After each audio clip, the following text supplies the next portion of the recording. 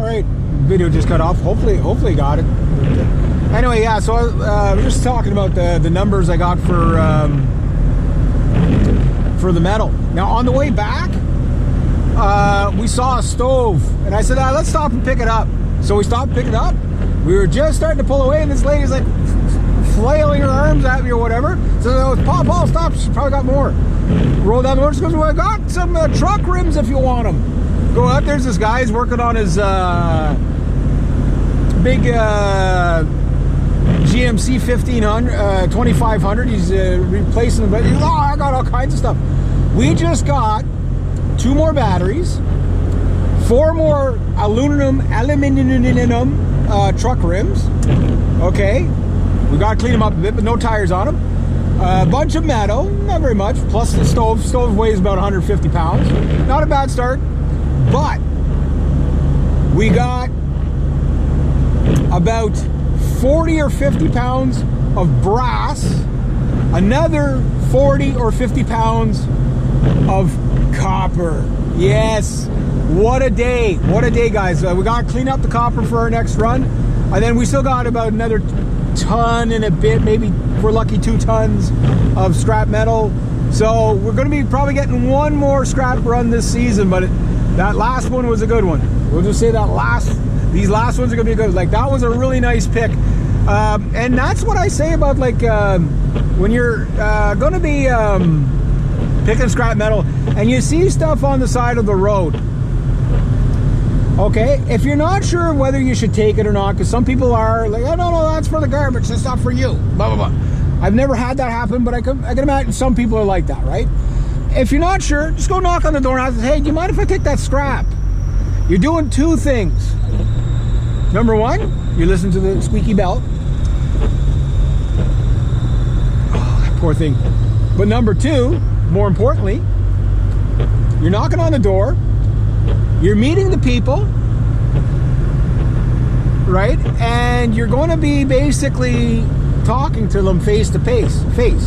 And they'll usually always say, yeah, take as much scrap, go ahead, we were throwing it out anyway. And then you can give them a pitch. You could say, hey, oh, by the way, we take batteries, we take this, we take that, we take the next thing. And they'll say, oh, really? Well, I got all this. And even if they're like, they don't have time, you know, tell them, don't worry, you don't have to panic, because I'll be back this way at some point. Here's my card. And that's what we did today. So this guy works for the city, and he says he gets all kinds of, like, you know, steel doors and frames, aluminum door frames, all kinds of shit like that all the time. Copper, you name it, from ripping up all these buildings, right? So once you do that, now you got a connection.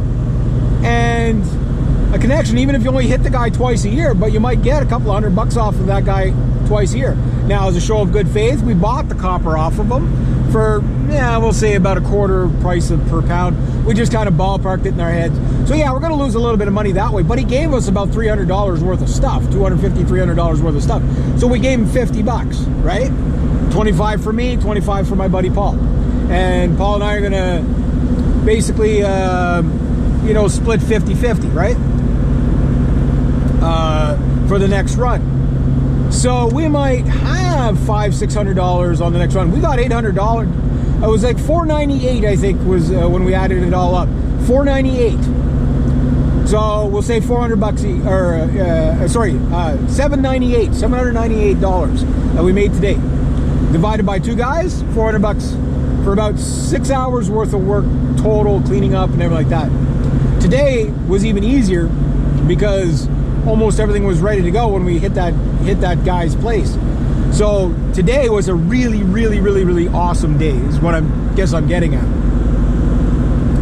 So tomorrow I'm going to work on cleaning everything up and picking up more metal, which delays my season. I still got a couple other little jobs I got to finish, but that's okay because I'm so close to finishing all my clients up that this is just like a little bit of gravy, you know? And it gets me, as of today, this vehicle owes me nothing. I'm hoping it lasts a little bit longer, but it literally, every cent I've put into this car, all $900 of it, is now not only paid itself back, but I'm now making profit with this vehicle. So just pray it lasts longer than a couple of weeks. You know what I mean? If I get the winter out of it, I'll be, I can't ask much more than that. Because when I was talking to my cousin Lori, I was like, "Oh yeah, your car's still running." She's like, "Really?"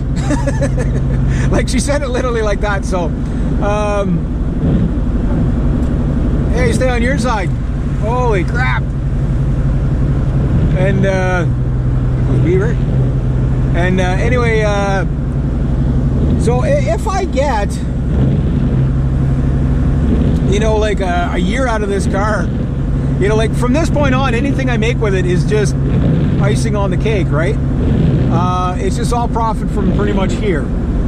Or at least the recoup. I'm on the recoup. It's like, okay, so I made back what I spent. Gas and everything. Insurance, gas, you name it. Today covers it all. And that money goes towards finishing off my March expenses. So if I run out of money from today and don't make another cent from this point on, I have enough money to get me through to March for the winter, right? Now, that said, if I make more money from this point on, I've already got enough money from today to start me on April's expenses. Because for those of you that don't know, I work seasonal. I work for myself and I work seasonal. So therefore, I only get maybe 6 months out of the year, 7 months. This year I'm getting about 7 months of work, right? So not too bad. I'm into November. If I'm working into December, I'll be okay. But if I can get all my expenses covered till June and cover Christmas, that'd be great. If I don't have to put anything on the credit card for the Christmas stuff, then, okay, I won't have any money for like just leisure spending, but my bills will be covered. And that, I'm humble enough to say that I'd be happy with that. But if I can get more, then I can start saving up for the truck, to fix the truck. Because like days like today, you need a truck. You definitely need a truck. And my buddy and I, we're always, shooting ideas of how to make money, right? Because we're not going to live forever, and we're getting older, right? So the thing is that I'm at that point where I'm getting ahead, and no matter what, I have to stay ahead. Because what got me with the truck the last time, when I was $6,200, then when you add up the insurance and all that, the full tank of gas, I was at about, we'll say $8,000. It wasn't quite $8,000, but we'll say I was at $8,000 all into the vehicle, right?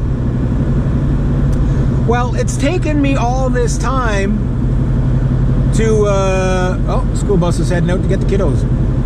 It's taken me all this time to get ahead. It took me almost all of 2023 just to get out of the rut where it's like anything hits me, it just knocks me back like weeks. Reg, why don't you buy a new phone? I can't because my computer just broke down. Why not buy a new computer? I can't because my truck just broke down. You know what I mean? Like I'm not a wealthy man. I get some days like this that help out a lot because it just kind of gives you a head start a bit so that you don't really gain a lot, but you get ahead enough that you can maintain staying ahead, right? And then when you do start to get ahead, it sets me up for the following year where if I stay ahead now, and if I make a little bit of money throughout the winter, by next year, I'll be laughing. Will I be able to go out and buy a brand new truck? No. But I might be able to not only fix my truck, but, fix this thing up too if I need, or upgrade to a better vehicle, right? We'll see whatever happens first, right? But the goal is, right now, is just to stay ahead. So that when I do save up for my next vehicle, what I did last time is all the money I had saved ahead, I went and put it on my vehicle. So then every time, my license renews, the plate renews, all that stuff, the insurance, they all renew like 1 month after another, 3 or 4 months in a row. It's hard to, just as you're coming out of the slump of winter not making any money, right? Makes it almost impossible to survive.